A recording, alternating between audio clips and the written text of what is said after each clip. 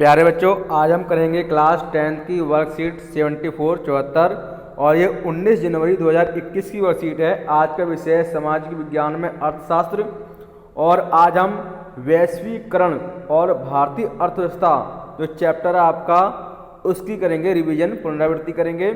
और आपकी आज की वर्कशीट में लघु व दीर्घ प्रश्न दे रखे हैं 3 व 5 नंबर वाले, तो इसमें 10 क्वेश्चन दे रखे हैं और एक दे रखा है स्रोत आधारित प्रश्न 4 नंबरों का। तो इन प्रश्नों के आपको क्या करने हैं, उत्तर लिखने हैं। तो पहला क्वेश्चन है वैश्वीकरण से आप क्या समझते हैं, वैश्वीकरण क्या है। तो वैश्वीकरण क्या है, वैश्वीकरण दो शब्दों से मिलकर बना है, विश्व जमा एकीकरण। विश्व के एक होने की प्रक्रिया को ही वैश्वीकरण कहते हैं। वैश्वीकरण के कारण विभिन्न देशों के बाजार आपस में जुड़ गए हैं, पूरा विश्व एक वैश्विक गांव की तरह हो गया है। वैश्वीकरण के कारण ही है ना विश्व का क्या हो रहा है, तेजी से एकीकरण होता जा रहा है, जिससे क्या हो रहा है कि एक देश की जो कंपनी थी वो दूसरे देशों में व्यापार कर रही है विश्व के, है ना। और मतलब एक कंपनी जो है ना उत्पादन कर रही है और व्यापार कर रही है विश्व के अलग अलग देशों में भी, जिससे क्या होता है कि हमें जो है ना कहीं पे भी विश्व में कहीं पे भी अगर माल बनता है, कोई उत्पादन होता है ना, प्रोडक्शन होता है, तो हम वो सामान जो है यहाँ पर भी मंगा सकते हैं इंटरनेट के द्वारा या कॉल करके, है ना। इससे क्या हो रहा है कि पूरा विश्व क्या होता जा रहा है, एक वैश्विक गांव की तरह हो गया है। दूसरा प्रश्न है विश्व व्यापार संगठन क्या है, इसके क्या कार्य हैं, इसकी कमियां क्या है। ठीक है, तो ये काफ़ी इंपॉर्टेंट क्वेश्चन है ये आपके एग्जाम के पर्पज से। तो विश्व व्यापार संगठन जिसको बोलते हैं WTO, वर्ल्ड ट्रेड ऑर्गेनाइजेशन, एक अंतर्राष्ट्रीय संगठन है जिसकी स्थापना 1995 में की गई थी।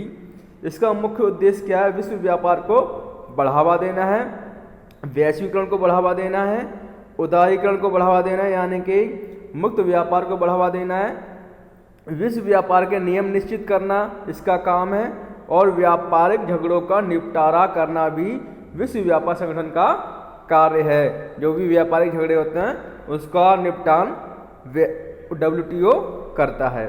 कमियां क्या है इसकी, कमियां ये है कि विश्व व्यापार संगठन की भूमिका निष्पक्ष नहीं रही है। विश्व व्यापार संगठन विकसित देशों के पक्ष में पक्षपात करता रहा, यानी कि जो भी विश्व व्यापार संगठन जो नियम बनाता है उसका फायदा अधिकतर विकसित देशों को होता है, अविकसित या विकासशील देशों को अधिकतर नुकसान ही पहुंचता है। तीसरा प्रश्न है और काफ़ी मोस्ट इम्पोर्टेंट क्वेश्चन है ये, बहुराष्ट्रीय कंपनियां क्या होती हैं, बहुराष्ट्रीय कंपनियां किस प्रकार उत्पादन पर नियंत्रण करती हैं। और ये आपके एग्जाम में भी आ सकता है क्वेश्चन। बहुराष्ट्रीय कंपनियां MNCs, मल्टीनेशनल कंपनियां, वे कंपनियां जो एक से अधिक देशों में व्यापार करती हैं या उत्पादन करती हैं, बहुराष्ट्रीय कंपनियां कहलाते हैं। जैसे पेप्सी, एप्पल, टाटा, सैमसंग, ये क्या करती हैं, ये कंपनियां जो है ना हमारे देश में भी व्यापार कर रही हैं और दूसरे देशों में भी व्यापार कर रही हैं। नियंत्रण के तरीके क्या हैं इनके, स्थानीय कंपनियों के साथ साझेदारी करके, जैसे जो स्थानीय कंपनी होती है उसके साथ में साझेदारी कर लेती है। जैसे मारुति सुजुकी, आपने नाम सुना होगा मारुति सुजुकी, तो मारुति जो है इंडियाई कंपनी थी, है ना, और विदेशी कंपनी आई सुजुकी, उन दोनों ने आपस में साझेदारी कर ली, मारुति सुजुकी हो गया। ठीक है, और दूसरा स्थानीय कंपनियों को खरीद कर, जो कंपनियां घाटे में चल रही होती हैं, है ना, तो उन कंपनियों को खरीद भी लेती हैं ये कंपनियां, और स्थानीय कंपनी को खरीद कर ये बहुराष्ट्रीय कंपनियां व्यापार करती हैं या उत्पादन करती हैं। ठीक है, तो चौथा प्रश्न है आपके वर्कशीट का, निवेश क्या है और विदेशी निवेश से किस प्रकार भिन्न है। तो समझ लेते हैं निवेश क्या है। निवेश का अर्थ होता है, इसको हम इंग्लिश में बोलते हैं इन्वेस्टमेंट, लाभ के उद्देश्य से पूंजी लगाना। निवेश का अर्थ है लाभ के उद्देश्य से पूंजी लगाना, पैसा लगाना। जैसे अपना व्यापार शुरू करने के लिए हमने क्या खरीदा, हमने जमीन खरीदी या दुकान किराए पे ली, ठीक है, फर्नीचर लगाया, मशीन इत्यादि में पूंजी लगाई, तो इसे निवेश कहेंगे। ठीक, और जब यही काम विदेशी कंपनी करती है, विदेशी लोग करते हैं, ठीक है, तो जब कोई बहुराष्ट्रीय कंपनी निवेश करती है तो इसे क्या कहते हैं, विदेशी निवेश कहते हैं। ठीक है, तो जब हम पैसा लगाएंगे तो क्या होगा, वो निवेश कहलाएगा। और जब विदेशी बहुराष्ट्रीय कंपनियां निवेश पैसा लगाएंगे या निवेश करेंगे तो उसको क्या बोलते हैं, उसको विदेशी निवेश कहते हैं। पांचवा क्वेश्चन है, व्यापार व निवेश पर कई देश व्यापार अवरोधक क्यों लगाते हैं, यानी कि ट्रेड बैरियर क्यों लगाते हैं। तो जैसे आपने पहले ही पढ़ चुके हो कि शुल्क बढ़ा देते हैं, टैक्स बढ़ा देते हैं ताकि विदेशी कंपनियां यहाँ पर व्यापार कम करें, या कोटा फिक्स कर देते हैं कि भाई आप जो है सिर्फ अपना सामान जो है ना 50% इंडिया में बेच सकते हो। ठीक है, तो व्यापार व निवेश पर कई देश व्यापार अवरोधक क्यों लगाते हैं, व्यापार को नियंत्रण करने के लिए। ठीक है, दूसरा स्थानीय व्यापार तथा कंपनियों के संरक्षण के लिए इसलिए भी लगाते हैं ताकि जो स्थानीय व्यापार है या कंपनियों का जो उत्पादन है या व्यापार है उस पर कोई फर्क ना पड़े, उनकी सुरक्षा हो सके, ताकि स्थानीय व्यापार और जो स्थानीय कंपनियां हैं वो भी अपना उत्पादन या व्यापार कर सके सुरक्षित तरीके से। देश संतुलित विकास के लिए, है ना, ताकि देश में संतुलित विकास उत्पन्न रहे, विदेशी कंपनियां ज़्यादा ना आ जाएं, भारतीय कंपनियां भी यहाँ पर लगी रहे, है ना, एक अपने मतलब अपनी देशी कंपनियां भी यहाँ पर लगी रहे, इसलिए भी व्यापार व निवेश पर कई देश व्यापार अवरोधक लगाते हैं। चौथा, स्थानीय उद्योगों के विकास के लिए, ताकि स्थानीय जो उद्योग हैं उनको बढ़ावा मिल सके, इसलिए भी व्यापार अवरोधक लगाए जाते हैं। छठा क्वेश्चन है आपकी वर्कशीट का, और ये भी बहुत ही मोस्ट इम्पोर्टेंट क्वेश्चन है, उत्पादकों में होने वाली प्रतिस्पर्धा किस प्रकार उपभोक्ताओं को फायदा प्रदान करती है, किन्हीं 5 का वर्णन कीजिए। मोस्ट इंपोर्टेंट है। तो उत्पादकों में होने वाली प्रतिस्पर्धा यानी कि उत्पादकों में जो कंपटीशन होता है वो किस प्रकार उपभोक्ताओं को फायदा प्रदान करती है, उपभोक्ता को कैसे फायदा देती है। तो इसका मतलब ये हो गया कि इसमें ये दूसरा तरीके से भी क्वेश्चन पूछ सकते हैं कि वैश्वीकरण के क्या लाभ हैं। तो वैश्वीकरण के क्या लाभ है, या उत्पादकों में होने वाली प्रतिस्पर्धा किस प्रकार उपभोक्ताओं को फायदा प्रदान करती है। तो एक तो कम कीमत, वैश्वीकरण के कारण होने वाली जो कंपटीशन होता है ना कंपनियों के बीच में, तो क्या होता है, उपभोक्ताओं को कम कीमत पर वस्तुएं और सेवाएं मिल जाती है। ठीक है भाई, जब कंपनियां ठीक है कंपटीशन करेंगी, जैसे आपके क्षेत्र में कोई एक दुकान खोली तो सामान महंगा मिलता था, अब 4 दुकानें खुल गई तो आपस में कंपटीशन होने के कारण क्या होता है कि वस्तु जो है ना कम कीमत पर उपलब्ध हो जाती हैं। तो ऐसे ही वैश्वीकरण के कारण कई सारी कंपनियां आ गई देश के अंदर, तो उससे क्या होता है, कंपटीशन बढ़ा कंपनियों के बीच में, तो उपभोक्ताओं को कम कीमत पर सामान मिलने लगा और सेवाएं भी उपलब्ध होने लगी। दूसरा, ज़्यादा विकल्प। पहले क्या था, एक ही सामान मिलता था, एक ही दुकान पर से जो है वही खरीदना पड़ेगा, है ना। अब क्या हुआ कि 4 दुकानें खुल गई, तो अब आप एक दुकान पर वो सामान नहीं मिला तो दूसरी दुकान से आप सामान खरीद सकते हो। तो आपके पास क्या हो गया, ज़्यादा विकल्प उपलब्ध हो गए। जैसी कंपनियां आने से क्या हो गया, वैश्वीकरण आने से क्या हो गया कि अब उपभोक्ताओं को अधिक विकल्प मिलने लगे हैं। ठीक है, अब आप देखो साबुन भी खरीदने जाओगे ना नहाने का, तो उसमें भी कई सारे साबुन मिल जाएंगे ना। पहले क्या था, लाइफ वही है ना, यही लेना पड़ेगा। अब आप कोई सा भी साबुन ले सकते हैं। ऐसे ही हमारे पास पहले नोकिया 1100 फ़ोन आता था, है ना। अब नोकिया 1100 के विकल्प में बहुत सारे फ़ोन आने लगे हैं। बेहतर गुणवत्ता, वैश्वीकरण के कारण क्या हुआ, क्वालिटी में भी बढ़ोतरी हुई है, गुणवत्ता में बढ़ोतरी हुई है। जैसे पहले नोकिया 1100 जो आता था वो 6000 रुपये के लगभग आता था जो शुरू में स्टार्ट हुआ था, है ना। और अब जो है अब 1100 रुपये में बहुत बढ़िया आपको फ़ोन मिल जाएगा, अच्छी क्वालिटी का, है ना, जिसमें कैमरा भी अच्छा होगा, सब कुछ होगा, है ना, कम कीमत पे आपको फ़ोन मिल जाते हैं। इससे क्या हुआ, वैश्वीकरण के कारण जो वस्तु की गुणवत्ता में, क्वालिटी में भी बढ़ोतरी हुई है। चौथा, बेहतर सेवाएं। वैश्वीकरण के परिणाम स्वरूप उपभोक्ताओं को बेहतर सेवाएं उपलब्ध हुई हैं और रोजगार में वृद्धि हुई है। जो कंपनियां यहाँ पे आई हैं, विदेशी कंपनियां, तो इससे क्या हुआ, लोगों को रोजगार मिला। आपने देखा होगा नोएडा में, गुड़गांव में, दिल्ली एनसीआर में बहुत सारी कंपनियां खुली हुई हैं, है ना, जिससे क्या लोगों को रोजगार उपलब्ध हुआ है। 7वां प्रश्न है, वैश्वीकरण की प्रक्रिया में सहायक घटकों का वर्णन कीजिए। तो वैश्वीकरण किस प्रकार भारत में आया, या वैश्वीकरण के जो सहायक घटक हैं कैसे लागू किया जा सकता है वैश्वीकरण को, तो ये बताना है आपको। तो वैश्वीकरण में सहायक घटक जो है वह है बहुराष्ट्रीय कंपनियां। बहुराष्ट्रीय कंपनियां आई, है ना, मल्टीनेशनल कंपनियां आई। इस वजह से ही क्या हुआ, एक देश का व्यापार दूसरे देश में होने लगा, है ना। और उत्पादन होने लगा दूसरे देशों में भी एक कंपनी का, ठीक है। तो इससे क्या हुआ कि वैश्वीकरण की प्रक्रिया में हेल्प पहुंची बहुराष्ट्रीय कंपनियों के द्वारा। तकनीकी विकास, टेक्नोलॉजी आ गई, इसके कारण भी क्या नाम है उत्पादन में बढ़ोतरी हुई, इससे भी क्या नाम है वैश्वीकरण की प्रक्रिया में सहायता पहुंची। तीसरा, संचार के साधनों का विकास, ठीक है। संचार के साधन आए, नेट इंटरनेट आया, मोबाइल फ़ोन आए, इससे क्या होगा अब सामान को आसानी से क्या नाम है ऑर्डर करा जा सकता है कहीं पे भी, और सब पर निगरानी रखी जा सकती है, ठीक है।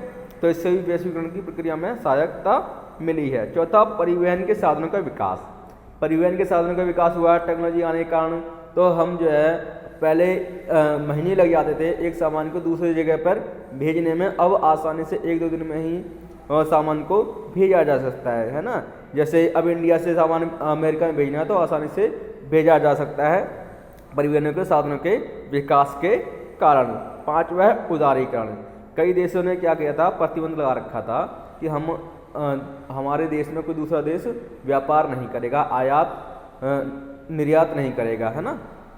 तो अब क्या था, और कोई निवेश भी नहीं करेगा। तो अब 1991 में भारत के नई से औद्योगिक नीति अपनाई और यहाँ पर क्या नाम है उदारीकरण की प्रक्रिया को अपनाया गया, यानी कि जो बैरियर थे, है ना, अवरोधक थे वो व्यापार करने के, वो हटा दिए गए, जिससे क्या हुआ वैश्वीकरण की प्रक्रिया में सहायता मिली है। आठवां प्रश्न है, उदारीकरण की प्रक्रिया को भारत ने किस प्रकार अपनाया। तो आज़ादी के बाद भारत में स्थानीय उद्योगों के संरक्षण के लिए व्यापार अवरोधकों का प्रयोग किया गया, ठीक है, ताकि शुल्क बढ़ा दिया गया कि आप यहाँ पे अगर आप निर्यात करोगे दूसरी कंपनियाँ तो शुल्क ज़्यादा देना पड़ेगा, कोटा फिक्स कर दिया गया था ना आज़ादी के बाद, ताकि भारत के जो स्थानीय कंपनियाँ उनको नुकसान ना पहुँचे। 1991 में भारत सरकार ने उदारीकरण को अपनाते हुए व्यापार अवरोधकों को हटा दिया, ठीक है। जो व्यापार अवरोधक थे, ट्रेड बैरियर थे, उनको हटा दिया गया और मुक्त खुले व्यापार की नीति को अपनाया गया। इसका कारण यह था कि अब भारतीय उद्योग कंपटीशन के लिए तैयार थे और इससे भारतीय उद्योगों को भी विदेशों में व्यापार करने का अवसर मिलेगा, ठीक है। तो अब इससे क्यों हटा दिया गया 1991 में नई आर्थिक नीति के द्वारा उदारीकरण को लेकर आया गया। तो इससे ये हुआ कि जो भारत की जो कंपनियां थीं, उद्योग थे, उनको कंपटीशन मिला दूसरे देशों की कंपनियों से, और दूसरा विदेशों में भी व्यापार करने का उनको मौका मिला भारतीय उद्योगों को। 9वां प्रश्न है, उदारीकरण क्या है। भारतीय अर्थव्यवस्था पर उदारीकरण के किन्हीं 5 प्रभावों का वर्णन कीजिए। तो उदारीकरण क्या है। उदारीकरण व्यापार अवरोधकों को हटाने की प्रक्रिया को उदारीकरण कहते हैं, या खुले व्यापार की नीति को क्या कहते हैं, उदारीकरण कहते हैं, जिससे व्यापार को बढ़ावा दिया जा सके। इससे इसके क्या प्रभाव हुए उदारीकरण के। इससे कृषि का विकास हुआ, ठीक है, खेती का विकास हुआ, कृषि का विकास हुआ, नई नई टेक्नोलॉजी आई, है ना। तो इससे उद्योगों का विकास हुआ, विदेशी कृषि कंपनियों ने यहाँ पर उद्योग लगाए, पैसा लगाया, निवेश किया, तो इससे क्या हुआ उद्योगों का विकास हुआ। देश में रोजगार के अवसरों में बढ़ोतरी हुई, है ना, लोगों को रोजगार मिला विदेशी कंपनियां आने से यहाँ पर, और उपभोक्ताओं को कम कीमत तथा बेहतर विकल्पों के कारण लाभ हुए हैं, है ना। उपभोक्ताओं को कम कीमत पर सामान मिल रहा है और विकल्प भी बहुत ज़्यादा मिल रहे हैं, तो इससे क्या हो रहा है, उपभोक्ताओं को लाभ हो रहा है। और देश की, यहाँ पे 30 लिखा ना आपको ना, देश की बहुत सी कंपनियों को विदेशों में व्यापार बढ़ाने में सहायता मिली है, ठीक है। अब क्या हो रहा है कि भारत की जो कंपनियां हैं उन्होंने भी विदेशों में अपना व्यापार बढ़ा दिया है, इसके कारण उदारीकरण के कारण। 10वां प्रश्न है आपके वर्कशीट का, वैश्वीकरण की प्रक्रिया को प्रोत्साहित करने में प्रौद्योगिकी यानी कि टेक्नोलॉजी की भूमिका समझाइए। तो आपको टेक्नोलॉजी यानी कि प्रौद्योगिकी की भूमिका को समझाना है, वैश्वीकरण में इसके क्या फ़ायदा पहुंचाया है। तो तकनीकी विकास के कारण बाजार आपस में जुड़ गए हैं। भाई टेक्नोलॉजी आ गई तो इससे क्या हो गया, बाजार आपस में जुड़ गए। अब इंटरनेट के माध्यम से, है ना, और फ़ोन कॉल के माध्यम से क्या हो रहा है, कम्युनिकेशन के माध्यम से बाजार आपस में जुड़ पाए हैं। तकनीकी विकास के कारण दूर स्थित भागों के बीच भी व्यापार संभव हो पाया है। और टेक्नोलॉजी आने के कारण ही जो दूर दराज के इलाके थे जहाँ पर व्यापार नहीं हो सकता था वहाँ पर भी अब व्यापार हो रहा है, क्योंकि अब जो है परिवहन के साधनों की बढ़ोतरी के कारण सामान को आसानी से वहाँ पर पहुँचाया जा सकता है। इससे व्यापार प्रबंधन करना अधिक सरल हुआ है और व्यापार को मैनेज करना भी आसान हो गया टेक्नोलॉजी के कारण। इससे व्यापार के प्रचार प्रसार में भी सहायता मिली है और व्यापार को प्रचार भी कर सकते हैं, उसको बढ़ा भी सकते हैं टेक्नोलॉजी के कारण ही। अब इसमें 11वां क्वेश्चन दे रखा है, स्रोत आधारित प्रश्न है 4 नंबरों का। ये आपको पैराग्राफ अनुच्छेद पढ़ना है और इसके प्रश्नों के उत्तर लिखने हैं। तो ये पैराग्राफ आप पढ़ लीजिए, ठीक है। वीडियो को आप रोक के इसको पैराग्राफ को पढ़ सकते हैं, ठीक। तो इस पैराग्राफ का जो पहला क्वेश्चन है, वैश्वीकरण को अपने शब्दों में परिभाषित कीजिए। वैश्वीकरण को अपने शब्दों में बताना है कि वैश्वीकरण क्या होता है। तो वैश्वीकरण विश्व के एकीकरण की प्रक्रिया को वैश्वीकरण कहते हैं। वैश्वीकरण के कारण सभी देशों के बाजार आपस में जुड़ गए हैं, है ना। तो आप अपने शब्दों में लिख सकते हो कि वैश्वीकरण का अर्थ है विश्व जमा एकीकरण, और इससे क्या हो रहा है कि विश्व के सभी बाजार आपस में जुड़ गए हैं। दूसरा है इसका प्रश्न, वैश्वीकरण की प्रक्रिया में बहुराष्ट्रीय कंपनियों की भूमिका का वर्णन कीजिए। तो वैश्वीकरण के कारण बहुराष्ट्रीय कंपनियां आई हैं, है ना। बहुराष्ट्रीय कंपनियों ने विश्व के विभिन्न बाजारों को जोड़ने का और बाजार के विस्तार में महत्वपूर्ण भूमिका निभाई है, यानी कि विश्व के वर्ल्ड के कई बाजारों को वैश्वीकरण ने जोड़ दिया है और बाजार के विस्तार में भी बड़ी भूमिका बहुराष्ट्रीय कंपनियों की रही है। तीसरा प्रश्न है, प्रौद्योगिकी ने वैश्वीकरण में किस प्रकार सहायता प्रदान की है। टेक्नोलॉजी ने किस प्रकार से वैश्वीकरण को बढ़ाया है। तो टेक्नोलॉजी के कारण, तकनीकी या प्रौद्योगिकी के कारण दूर स्थित भागों में व्यापार संभव हो पाया है और व्यापार प्रबंधन भी सुगम हुआ है। चौथा प्रश्न है, न्याय संगत वैश्वीकरण के लिए कुछ उपाय सुझाइए।